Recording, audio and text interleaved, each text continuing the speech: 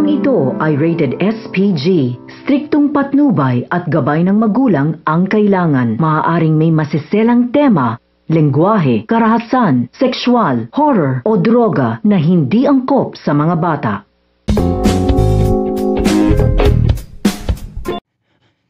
Ngayong episode, malalaman na ito ni Francis ang katotohanan sa sikretong video na ginawa nitong si Venus. Simula nang umalis siya dito papuntang Indonesia. Kaya naman galit na nga itong si Francis dahil nalaman niya na nakipagkita ito sa ibang lalaki, itong si Venus. Kaya ito na kaya ang katapusan ni Venus dahil plano nitong si Francis ay kukuha siya ng lawyer para i-divorce ang kanilang kasal. Samantala ito namang si Tata ay umamin na ng tuluyan sa kanyang nanay na nahulog na nga ang kanyang loob dito kay Francis dahil sa sobrang bait nito at araw-araw na niya itong iniisip. Kaya naman ano kaya ang kahinatnan nitong dalawang bida natin matatuyuan kaya itong si Venus at saka si Tata at saka si Francis. Kaya yun naman natin, don't forget to subscribe for more updates mga kapuso.